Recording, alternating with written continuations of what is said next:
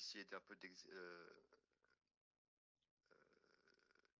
en gros, de rechercher quelles composantes algorithmiques classiques, donc calcul distribué ou connexion, effectivement, parallélisation de machines, pourraient passer en quantique et voire même être accélérées en quantique. Mais il est vrai que je m'intéresse pas trop, enfin pas trop encore aux réalisations pratiques de ces D'accord. possibilités. D'accord, d'accord. Ok. Et donc ça, c'était pour donner le cadre un peu général de ma recherche. Donc je fais pas d'expérience, D'accord. je programme pas, mais je regarde vraiment les concepts qui sont un peu standards, si vous voulez, en calcul distribué Mhm. parallèle. Enfin, pour ce qui est du lien avec votre article, hein. Je fais d'autres choses aussi, mais en ce cas, Mhm. ce qui vous intéresse ici, cette partie-là. Mhm. Et on essaie de voir un peu donc est-ce que ça ferait encore un sens en quantique, quelles seraient les difficultés et quels sont éventuellement les avantages. D'accord, d'accord. Voilà. Ok. Voilà. Parce qu'effectivement, tout ce qui est donc Internet quantique, c'est très vague. Uh-huh. On parle aussi de calcul distribué quantique, j'ai vu. Enfin, ces mots-clés circulent un peu autour Ah, d'accord. des pages sur l'Internet quantique. Mais c'est effectivement un petit peu flou. Euh, Calcul Dans le distribué sens que je quantique? pense que d'un point de vue complètement, Ah oui, d'accord. ce qui est bien balisé, ce que vous avez dit, c'est le partage des clés quantiques Voilà. et plus généralement une sorte de sécurisation de l'internet, on va dire, de façon quantique. Voilà, donc ça c'est voilà, comme vous dites, ça c'est assez clair. Le calcul distribué quantique, donc ce serait ça, ce serait mettre en connecter plusieurs ordinateurs quantiques et répartir les calculs entre eux, quoi, c'est ça. Voilà. Donc Ouais, j'ai réfléchi hier un peu quels seraient mes deux messages. ouais, Donc il y a deux axes, on va dire. mhm, Donc il y en a un qui est un peu ce que vous dites, qui en gros on aurait des ordinateurs qui seraient distribués un peu dans le monde et on voudrait que ces ordinateurs collaborent entre eux. mhm, Donc c'est fait hein, dans certains cas. Il y d'accord, a du calcul distribué. Enfin, excuse-moi, c'est une problématique qui existe actuellement, mais pas en quantique. Il y a des challenges de calcul où les gens mettent à disposition leur supercalculateur en réseau et donc en gros on distribue un calcul sur plusieurs machines pour le découper en petites tâches mhm. et chaque supercalculateur fait son bout. Okay. Donc en classique, quoi, oui. Donc en classique, ça c'est En fait, ça classique, je voulais voilà, dire. ouais. Donc l'idée en quantique serait potentiellement de faire la même chose, Ok, mais là il y a deux façons de faire. La ouais, première, c'est simplement on découpe le problème en petits morceaux ouais. et après on le donne aux ordinateurs de façon classique et chacun fait son calcul quantique dans son coin. Donc là, il n'y a pas besoin d'avoir de l'internet quantique. On est d'accord. Il suffit juste qu'il Oui. voilà. Oui, oui, d'accord, on donne une tâche, en fait, on divise les tâches et après on donne l'ordre aux ordinateurs, chacun de Voilà. leur côté, de faire un calcul quantique, quoi. Ouais, ok. Voilà. Donc ça, en D'accord. soi, c'est Ouais. pas bon. Je veux dire, il n'y a rien de quantique dans l'internet, mais les nœuds, enfin, si vous voulez, les Oui. processeurs, eux, sont quantiques. D'accord. Donc, donc après, il y a l'aspect, au contraire, qui communiquerait de façon quantique pour mieux partager. Mhm. Donc ça c'est une possibilité.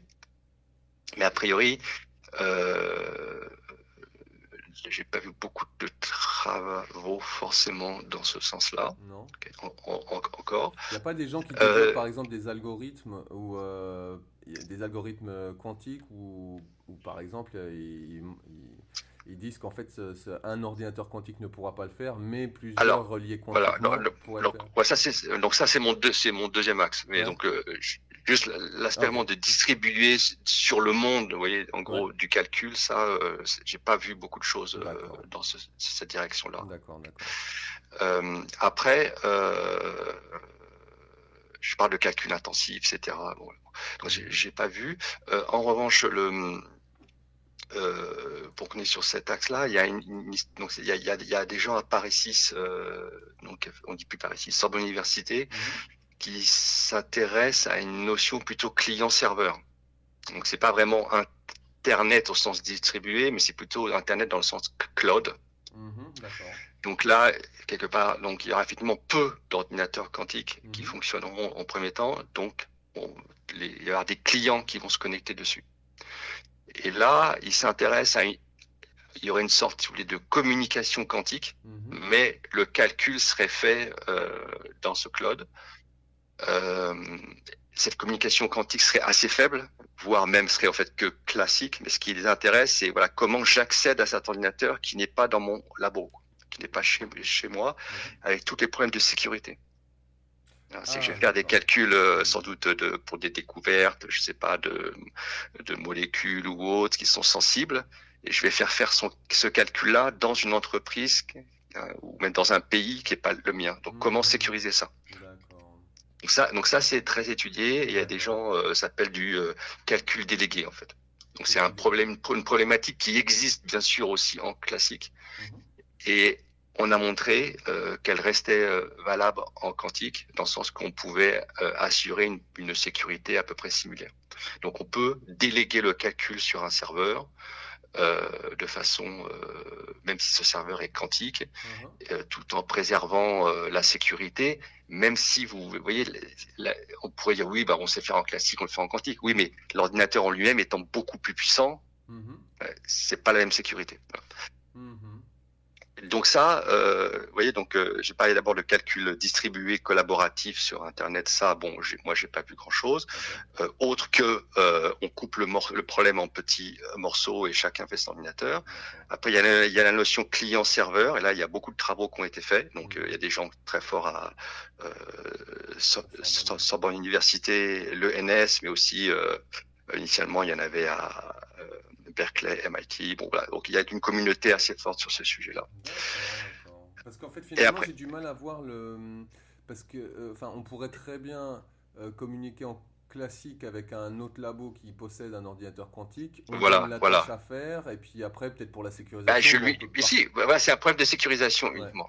Mais donc, du coup, ça rejoint une des questions que je voulais vous poser, qui est que finalement, les qubits qui sont traités, qui sont processés dans l'ordinateur quantique, c'est pas eux qui vont passer dans les fibres optiques pour arriver jusqu'au client.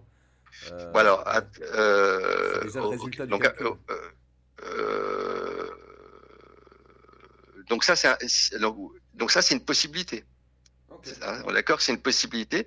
Et donc dans le modèle, j'ai un troisième modèle qui est d'un point de vue plus techno, c'est plus en termes de supercalculateur, qui sera un ensemble de plein d'ordinateurs quantiques. Et donc là, c'est un autre problème de calcul distribué, mais qui est plus local et contrôlé. Mais pour répondre à votre question, donc si le client-serveur peut se permettre d'échanger de l'information, des bits quantiques, qui vont après dans l'ordinateur quantique, là, il y a une sécurité de délégation parfaite. D'accord. Mais ce que on fait, les gens sont intéressés de la communauté, c'est disant, mais qu'est-ce qui se passe s'ils n'avaient pas accès à ça, si leur communication était que classique, pourraient-ils quand même protéger leurs données? Et en gros, c'est une extension de ce qu'on appelle la cryptographie post-quantique, c'est-à-dire s'assurer qu'on reste confidentiel qu'on a une confidentialité et une sécurité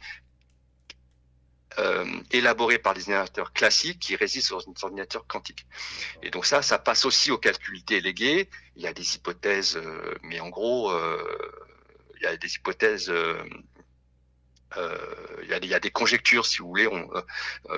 Dans le monde classique, on n'a jamais de sécurité. Je ne sais pas si c'est quelque chose que vous savez, mais c'est une parenthèse que je voulais pas forcément ouvrir. Mais c'est pas le même niveau de sécurité quand on peut échanger l'information quantique que quand on peut que échanger l'information classique. Voilà. Mais c'est quand même satisfaisant. D'accord. Mais alors finalement, j'ai l'impression quand même que le plus simple dans ce cas-là, client-serveur, ce serait de mettre une fibre et d'échanger une clé quantique, et par le clé quantique, après, en classique, on transmet le résultat du calcul. Vous voyez, en fait, oui, d'accord, j'ai compris. Donc ça vous donne une confidentialité par rapport à un espion qui observe la communication. Mais là, ce que je voulais dire, c'est que vous n'avez pas forcément confiance dans le serveur.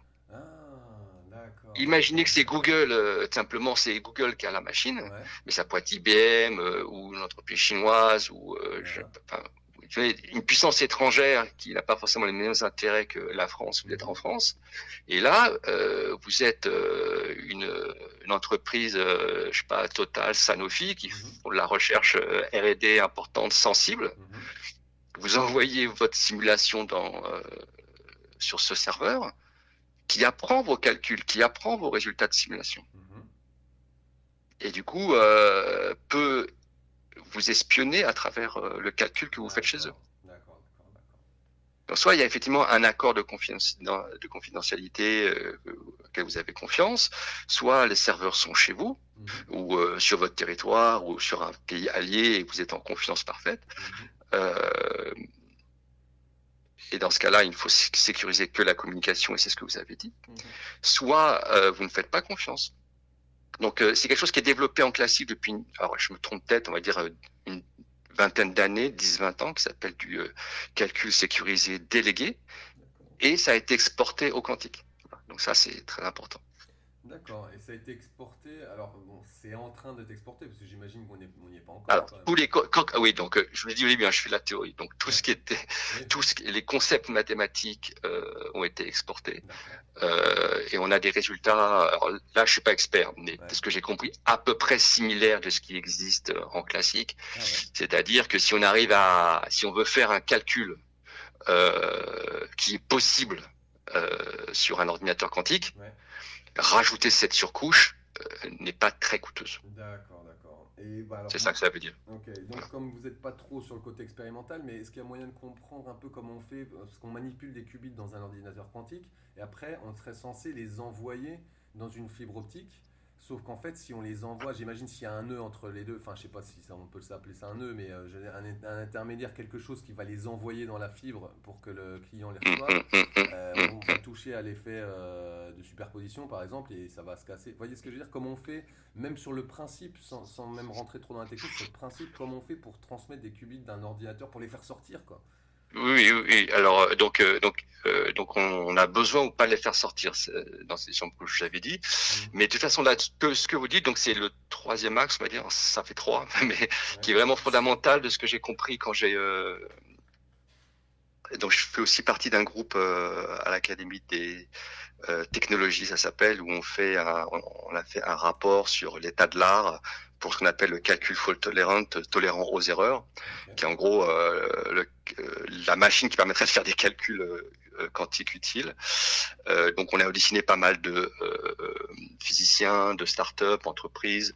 Donc je comprends pas les détails, mais j'ai une overview sur ça. Et donc ce que je comprends, c'est qu'on va pouvoir, si tout se passe bien, on va pouvoir augmenter en nombre de qubits qu'on manipule sur une machine. Bon, après, il faut les corriger parce qu'il y a plein d'erreurs pour contenir l'erreur. Pour avoir quelque chose vraiment d'utile, il faudrait quand même aller au million, voire le milliard de qubits. D'un point de vue ingénierie, sur une machine, il semblerait qu'on ne puisse pas dépasser de l'ordre de 100 000 qubits, peut-être 1 million, mais c'est juste d'un point de vue ingénierie. Donc, on sera obligé de connecter des processeurs. Et là, donc, il y a des startups qui s'intéressent à ça. Donc, en France, il y a la startup WeLink qui s'intéresse vraiment à ça. Donc, eux, ils sont experts un peu de cette question. C'est comment je transforme mon information quantique qui est peut-être sur une physique, sur des particules qui sont pas amenées à voyager à plus de quelques, je sais pas, micromètres. Et comment ils ont envoyé l'information, l'état, dans une machine, du coup, potentiellement à quelques centimètres ou quelques mètres. Et donc, eux, ils s'intéressent à faire ça avec des photons. Voilà. Donc, comment ils font ça? Là, c'est de la technologie, donc je peux pas complètement dire. Ce que je sais, c'est que si on veut juste déplacer, c'est pas si difficile parce que il y a quelque chose qu'on peut faire en informatique quantique qui s'appelle la téléportation. On peut facilement téléporter un état d'un endroit à l'autre en s'échangeant effectivement des photons. Donc ça c'est pas et du coup en faisant ça, on peut arriver à créer, à déplacer de la mémoire d'un côté à l'autre. Donc l'idée c'est qu'il y a on décompose le calcul en opérations élémentaires.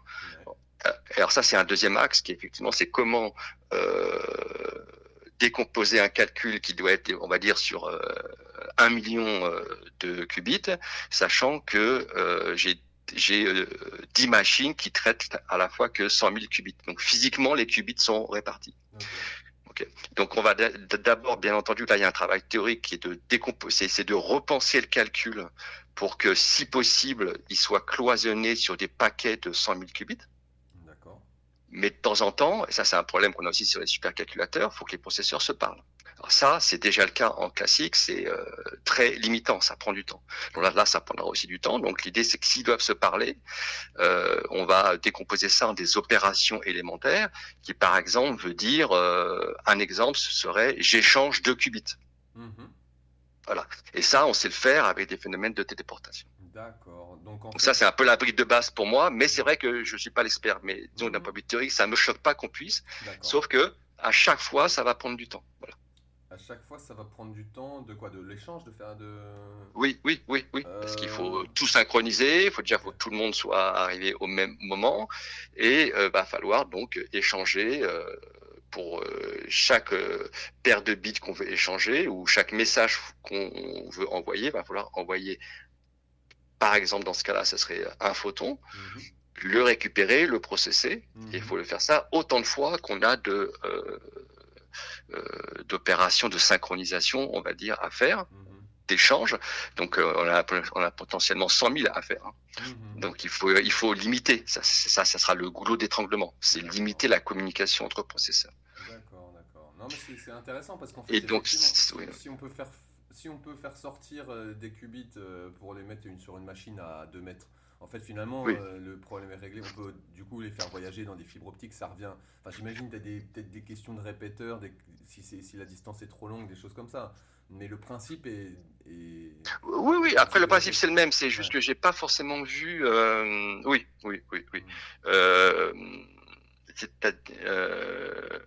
Ce que j'ai vu, c'est ça se conçoit, si vous voulez, plus comme l'idée que on prend vraiment... c'est comme si vous preniez un supercalculateur. Pour l'IA, il y en a plein partout. C'est des armoires de GPU et ils sont dans la même pièce, dans le même bâtiment. On les disperse pas dans le monde, vous voyez. Donc il y a quand même une question d'optimisation, effectivement, distance, traitement d'erreurs, etc. Donc plus ils seront proches, plus ça sera facile. D'accord. Plus ils seront proches, plus ce sera facile. Ok, oui, bien sûr. Il y aura moins d'erreurs, il y aura moins de corrections, etc. Oui, ça va. Mais c'est voilà. Moi, je parlais sur le principe. En fait, comme j'avais sur le principe théorique, si on suppose qu'il n'y a pas d'erreur et que la vitesse de la lumière est quasiment instantanée, oui. D'accord. Oui. Dans le calcul, on va dire distribué, il y a quand même une communauté qui est plus calcul parallèle, qui est vraiment, on va essayer de décomposer les gens, et l'autre qui est plutôt calcul distribué, qui est plutôt, là on a un réseau un peu hétérogène de processeurs, tout le monde ne peut pas forcément parler à tout le monde, parce qu'il n'y a pas des câbles forcément entre tout le monde, donc on a une sorte de graphe de connexion qui est hétérogène. Dans un supercalculateur, par exemple, on peut avoir une grille de calcul. On sait très bien que c'est un peu comme un grillage, on sait que par exemple, les processeurs sont sur chaque nœud et communiquent à leurs 4 voisins, ou alors c'est en étoile, on a une topologie qui est très maîtrisée, très optimisée, et on sait très bien où est qui. Donc c'est pas exactement les mêmes problématiques. D'accord. Mais donc ça, c'est des choses qui sont étudiées d'un point de vue théorique, à la fois du côté informatique, qui est de comment je pense mon calcul de sorte que je confine le plus possible les calculs, si vous voulez, dans la même boîte. Voilà. Donc c'est un peu comme si vous imaginez un circuit avec des Lego sur plusieurs plaques, et il faut qu'il y ait peu de Lego qui traversent 2 plaques. Vous voyez. Donc on repense le calcul comme ça, et on a des phases de synchronisation où là il y a des Legos qui vont dépasser entre 2 plaques, et après on continue. Donc ça, c'est des choses qui sont très comprises, très bien comprises. Encore une fois, en calcul classique. En calcul quantique, la théorie circuit, on sait quoi faire, et il y a des résultats. Et bien sûr, après, c'est d'un point de vue ingénierie, donc ils sont en train de faire ça. Et après, il y a des choses intéressantes qui se passent ici. Donc là, moi, je suis plutôt à ce niveau-là. C'est comment on fait pour synchroniser les objets. Il y a des histoires. Est-ce que tout le monde est d'accord de synchroniser au bon moment, et peut-être que de le faire de façon quantique, c'est encore plus rapide que de le faire de façon classique. Moi, je suis un peu la couche d'après. Oui, c'est que peut-être plutôt que d'avoir un contrôle classique de tout ça, et si on avait un contrôle quantique, bon, Un c'est un peu contrôle quantique futuriste. de tout ça, vous voulez dire quoi par tout ça? Des ordinateurs Bah qui là, peuvent... je voulais présenter de façon un petit peu, on prépare à l'avance ce qu'on doit faire, Ouais, et, euh, et c'est synchronisé. Euh, c'est préparé de façon classique. Et si vous voulez, on pourrait préparer de façon. Ouais, bon, je suis pas sûr que je vais arriver à faire passer l'idée. Euh, ouais, c'est possible. si vous voulez, voilà. Donc typiquement, quand j'ai dit on décompose en plusieurs blocs, Ouais, et entre chaque bloc, j'envoie des messages à mes voisins pour me synchroniser. ouais, Donc si j'ai 100 voisins, faut que j'envoie 100 messages. ok. Voilà. Donc moi, je m'intéresse à plutôt de faire ce qu'on appelle à faire la même chose, mais avec un contrôle quantique. C'est qu'au fond, j'envoie qu'un message, Ouais, mais dans une superposition de 100 directions, de 100 voisins. d'accord. Donc, Donc ça m'évite d'avoir 100 photons, j'ai qu'un seul photon, d'accord, mais d'accord. je l'ai envoyé dans 100 directions. Ah ouais, Voilà. d'accord, d'accord. Donc c'est une sorte de C'est contrôle incroyable. quantique, l'étape d'après. Ça peut être intéressant. D'un point de vue théorique, c'est super intéressant parce qu'il y a des nouveaux problèmes qu'on ne s'était pas posés. Ouais, D'un point de vue pratique, ça peut être intéressant parce que ça évite d'avoir 100 photons synchronisés. Voilà, j'en envoie juste un. d'accord. Donc même entre ordinateurs classiques, en gros, même entre des appareils Oui, classiques, on mettrait des fibres optiques. oui, Enfin, enfin, faut quand même les récupérer là. Oui, non, faut rester quantique parce qu'il faut quand même les récupérer. Euh, oui, oui, enfin, je veux dire, la communication sera quantique, évidemment, mais c'est finalement comme un échange de clés, comme si on distribuait une clé à 100 personnes autour. Alors, oui, la même clé à 100. En fait, j'en vois qu'une seule clé, Ouais, mais je choisis le destinataire en superposition, c'est-à-dire de façon quantique. Donc, c'est-à-dire d'accord. qu'en fait, il n'y en a qu'un qui est choisi, mais si vous voulez, la chaîne de conséquences de ça est quantique. Donc, il faut D'accord, que les autres puissent traiter le fait qu'ils aient eu ou pas eu la clé de façon quantique. d'accord. Donc, ils doivent.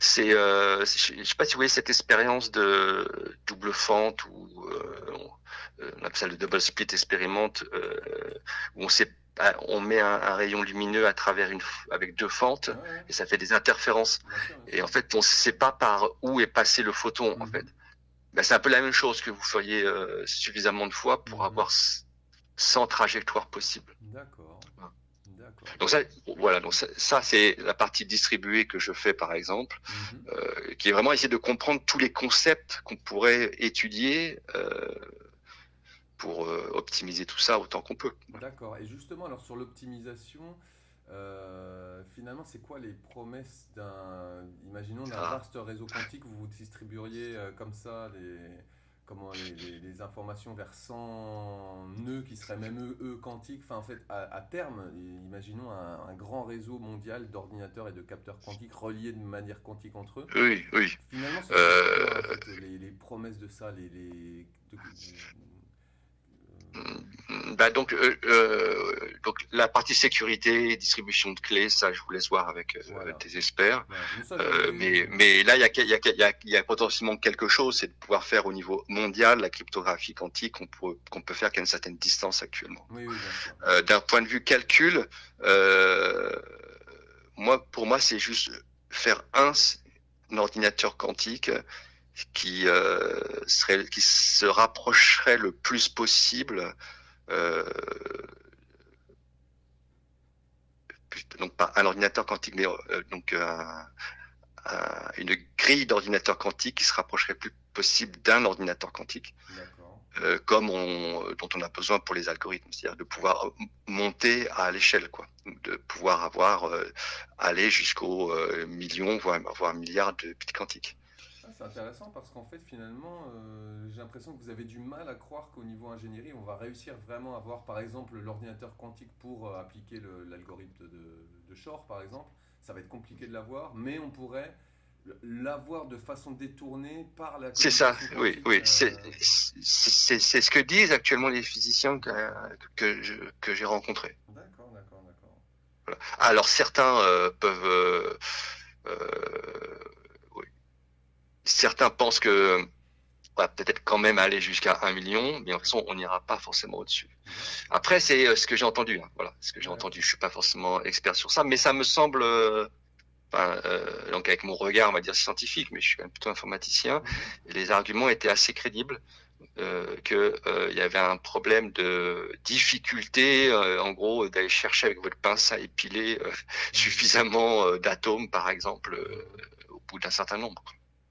D'accord, parce que j'avais lu aussi que, pardon, j'avais lu aussi qu'il y a des histoires des promesses de réduire les débits de données, que le réseau serait moins énergivore que le réseau Internet actuel, sauf que on dit tout le temps en parallèle que les ordinateurs quantiques ne vont pas appliquer les mêmes algorithmes, donc on va pas faire les mêmes calculs. Donc en fait finalement cette histoire de débit de données qui serait, enfin Alors là, multiplié, ça, j'avais pas suivi ça. non, vous avez, Sur le supercalculateur, j'avais suivi parce que potentiellement, si on arrive à être plus rapide ou au moins aussi rapide que les supercalculateurs actuels, ça ouais, sera nécessairement avec dépense d'énergie,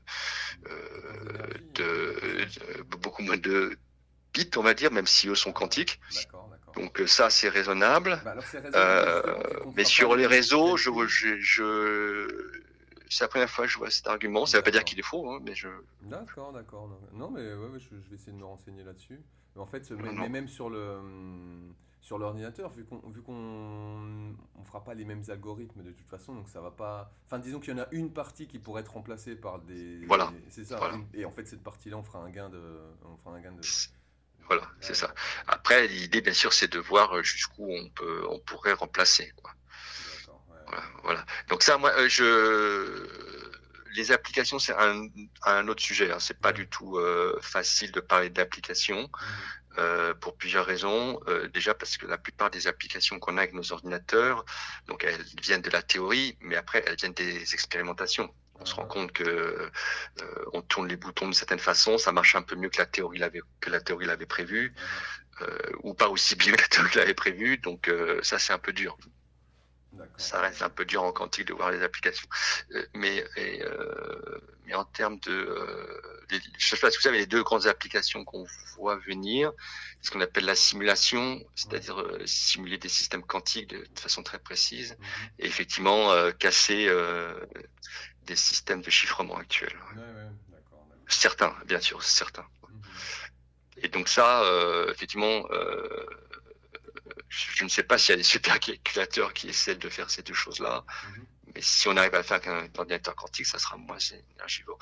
Sur Internet, je vois pas. Peut-être qu'il y a une étude qui montre qu'avec la sécurité que donnerait la QKD, on échangerait moins de données pour avoir la sécurité équivalente. C'est possible. D'accord. Bah, ce serait encore une fois Et, en passant par la sécurité, quoi. Parce que la sécurité, ça représente beaucoup, vous pensez, de consommation de. Oui, parce qu'en fait, on va numériser en continu, quoi.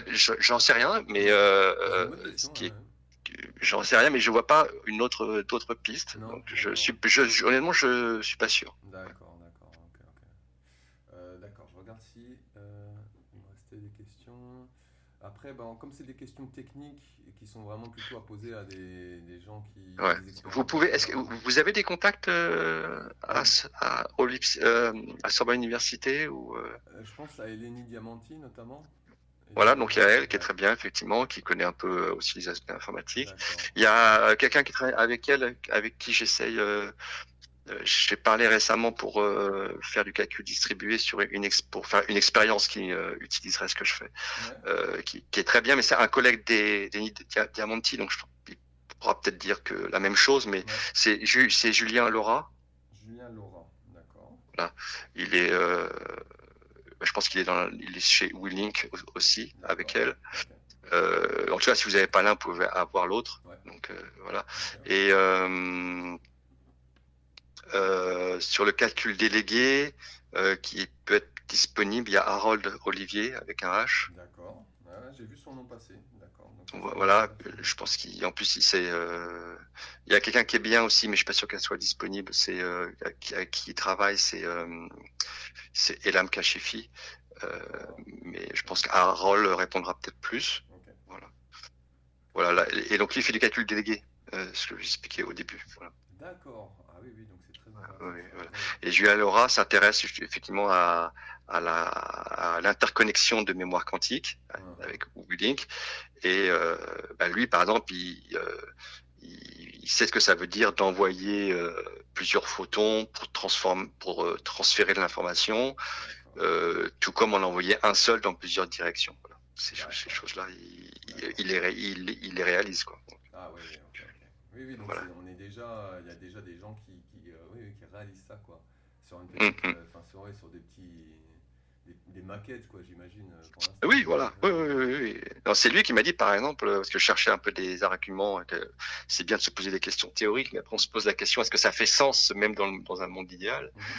Donc c'est lui qui m'a dit, d'un point de vue pratique, c'était presque mieux d'envoyer un photon sur une superposition de trajectoire Ouais. plutôt que n photons, quoi. D'accord, d'accord, d'accord. Voilà. Enfin, dans un point de vue pratique, vous voulez dire que c'est même limite plus facile, plus faisable, quoi. Oui, oui, il m'a dit, hein, oui, en un certain sens, oui. Ok, Après, ça dépend ce qu'on veut faire après. ouais. Mais parce que ce qui est parfois difficile, c'est d'avoir. Alors, c'est ce que fait, je crois, parce qu'il y a, alors, la spécialiste c'est plutôt du calcul sur les photons, c'est Candela avec. Oh, j'ai oublié son nom. Merde. Ah, je saurais pas vous dire. Parce que ça Non, me non, dit mais rien, elle par est contre. connue. Elle fait un cours cette année au Collège de France. Ah bon? Oh my God. Mais elle fait du calcul sur les photons, donc elle fait pas de communication. Mais en, D'accord. en tout cas, elle a besoin. C'est celle qui a cofondé le la boîte. C'est une chercheuse CNRS, je vais retrouver son nom. Elle a besoin d'avoir plusieurs fois des photons euh, identiques quelque part, avec les mêmes propriétés. D'accord. Et ça, c'est très dur.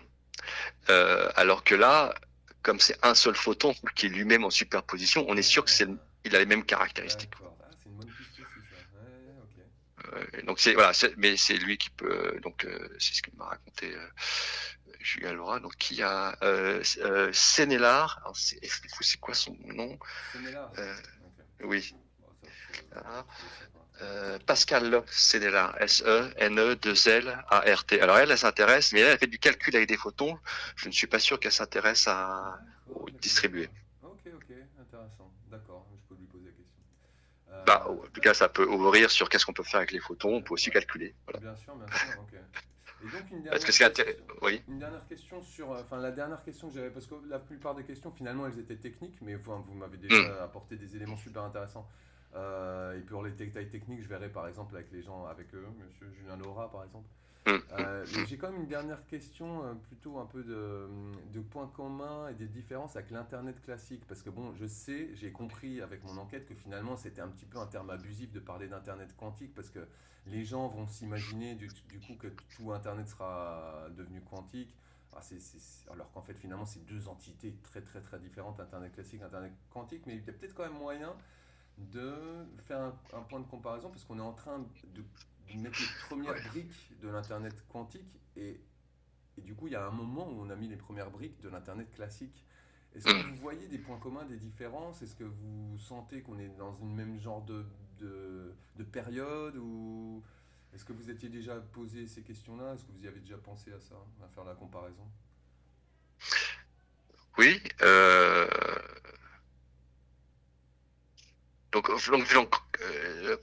Je pense que j'ai eu à peu près la même réaction que vous la première fois que j'ai entendu le mot Internet quantique. Mhm. Mais alors, ce qui est similaire, c'est que sur Internet, en fait, en général, je pense qu'il faut revenir à ce que fait Internet. Voilà. Mhm. Que fait Internet initialement, c'est pas du calcul distribué ou ce genre de choses. Vous voyez, c'est vraiment comment faire voyager de l'information de façon robuste. Quand il y a un nœud qui marche plus, ça finit par voyager. En fait, il y a toute la couche. Peut-être que il faut comprendre ce qu'est ce qu'est Internet. Je pense qu'Internet pour l'utilisateur c'est complètement abstrait. Bien sûr, Je vais sur un moteur de recherche et puis ça marche, quoi. ouais. Et je suis connecté. Mais voilà, plutôt si on pense à la couche matérielle qu'il y a derrière, couche logicielle, c'est des relais. Ouais. Ouais. des câbles, des satellites, Mhm. avec une information qui transite de point à point. Mhm. Et si on coupe, si un relais est défectueux, l'information passe autre part. Donc Ouais. c'est très robuste, hein. Ça a été créé pour résister à des situations de crise. Je crois que même ça a été créé par l'armée, je crois, aux États-Unis. Ouais. Je sais plus. En tout cas, bon, c'était voilà une notion de robustesse. Et donc, si on pense à ça avec l'idée de faire transiter soit l'information quantique Ouais. ou soit de façon sécurisée de l'information classique mais avec une couche matérielle qui serait quantique, Mhm. là je pense qu'on n'est pas loin. Mhm. Vous voyez, si je reste à la couche matérielle en dessous, qu'est-ce qui fait que ça marche? Donc D'accord. l'internet pourrait être quantique sans que l'utilisateur s'en rende compte. D'accord. Ce serait tout à fait possible. Lui, il est classique. Ouais. Le serveur, éventuellement, il est quantique. Il envoie ses calculs, ils sont sécurisés. Ils sont sécurisés sur la transmission. Ils sont sécurisés sur le serveur qui peut pas apprendre. Ouais. Euh, la sécurité quantique est robuste, même s'il y a des nœuds qui sont défaillants. Vous voyez, donc ce genre Mhm. de choses, finalement, on peut dire que ça, c'est l'Internet quantique et qu'on n'en est D'accord. pas si loin. D'accord. Maintenant, si on imagine qu'on a des ordinateurs quantiques chez tout le monde interconnectés, ça c'est faux, bien sûr. Oui, bah, ou alors ce serait dans 1000 ans, quoi. Oui, oui ou plus, je sais pas. Ouais.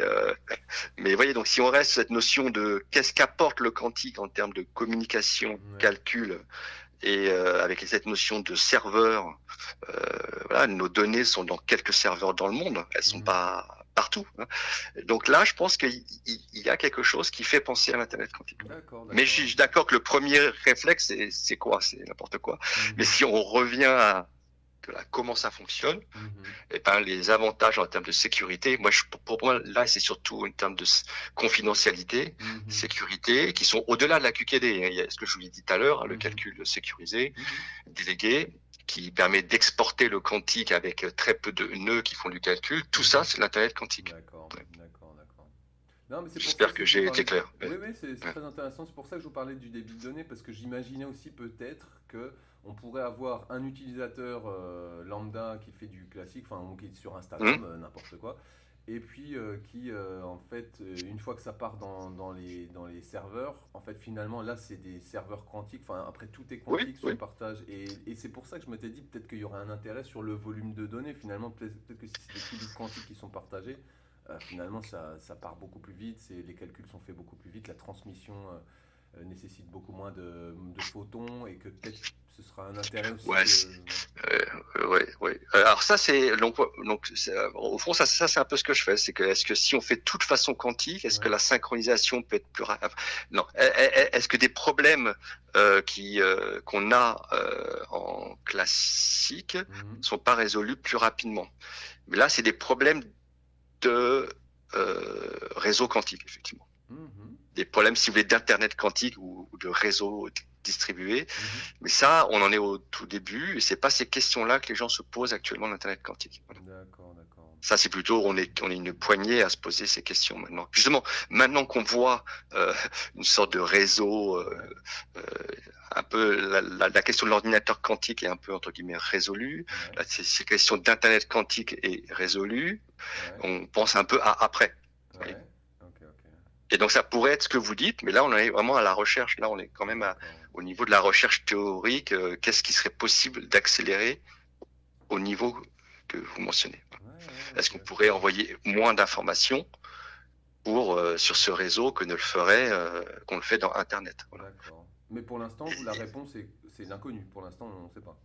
Bah, sur quelques problèmes très abstraits, avec ce que j'ai un peu évoqué au début, c'est que plutôt qu'envoyer n photons, j'en envoie un. Ouais, ouais. Là, Là, pour on le peut faire coup, des choses. on gagnerait. Ouais, ok, d'accord. Mais ça reste des problèmes très ad hoc, très spécifiques. Euh, et on a des personnes disent que, au fond, d'un point de vue technologique, c'est encore plus compliqué qu'un Ah oui, ordinateur quantique. Ils ont peut-être raison. ok. Vous voyez, voilà, on est arrivé les gens étaient sceptiques, si vous voulez, avec les ordinateurs quantiques, le sont Ouais, un peu moins maintenant. ouais. Maintenant, ils sont sceptiques Mhm. avec un Internet qui serait complètement quantique, si vous voulez. D'accord, ouais, bah, c'est intéressant. Et Mais puis c'est la marche. peut-être qu'ils le seront plus tard. Voilà. Ouais, ouais, c'est la marche du progrès. Et c'est pour ça aussi le point Voilà. commun entre Internet et Internet classique et quantique, c'est qu'en fait, au début, l'Internet classique, c'était finalement des réseaux, c'était des points qui étaient reliés entre eux, Hum, c'était des petits réseaux qui sont devenus de plus en plus grands. Et là, j'ai l'impression qu'on est un peu aussi à cette, techniquement, qu'on est un peu, là, les gens, ils commencent à faire des réseaux justement à Paris, à Nice, à Barcelone, il y a des petits hum. réseaux qui commencent à apparaître, et puis bon, j'ai l'impression que pour ça, Ah oui, qu'il oui. y a quand même un point commun là-dessus, c'est sur la façon dont ça grandit, quoi. La façon dont ça... Non, mais c'est clair. Donc, on peut dire qu'effectivement, donc l'Internet quantique, c'est sécuriser de pair à pair la communication, par exemple. Et pour ça, il faut avoir un enchevêtrement de pair à pair, donc entre deux nœuds, entre un client-serveur ou deux personnes qui se parlent, et que ça, on va le répéter éventuellement. Mais après, ils sont en train de faire des expériences actuellement où l'enchevêtrement ne serait pas entre deux personnes, mais entre plein de personnes. Mhm. Et là, donc nous, on se pose la question derrière, informaticien, et qu'est-ce qu'on pourrait faire dans ce cas-là? D'accord, d'accord. Et après, donc l'étape d'après, c'est en termes de messages, si j'ai un grand volume de données à envoyer, je veux effectivement Internet, on essaye d'aller dans, s'il y a un nœud qui marche plus, le protocole reste robuste, etc. Ça demande effectivement d'envoyer plein de messages dans plein de directions. Parce qu'on essaye plein de choses. Donc là, moi, ce que je fais, c'est plus d'envoyer plein de messages dans plein de directions, c'est d'envoyer un seul message dans une superposition de directions. Et donc, si ça, effectivement, j'arrive à le pousser plus loin, etc., et que finalement, technologiquement, ça fonctionne, alors, on encombrera moins Internet. Oui. Mais là, on est quand même sur un peu plus loin, l'étape d'après. Alors peut-être qu'ils communiquent déjà sur ça, hein, c'est possible, hein, parce que peut-être parce que bien sûr les physiciens voient cette possibilité. D'un point de vue expérimental, encore une fois, c'est fait, mais il y a quand même encore quelque chose à faire de passage à l'échelle, hein, parce qu'on parle de réduire Internet mondial, quand même, c'est quand même pas. D'accord, d'accord. Ok, ok, très bien. Bah, écoutez, merci beaucoup. Je suis arrivé au bout de mes questions. C'était très intéressant. Je vais continuer en contactant les personnes que vous m'avez suggérées pour les parties un peu plus techniques, un peu plus techno. Ouais. Et Okay. je vous tiens au courant. J'écrirai ça courant de semaine prochaine. Donc je vous Il n'y a envoie pas de un problème, mail. n'hésitez pas. Voilà. Ok, il n'y a pas de problème. Ok, super. Merci beaucoup, monsieur. Je vous en prie, bon courage. Au revoir. Merci, bonne journée. Au revoir.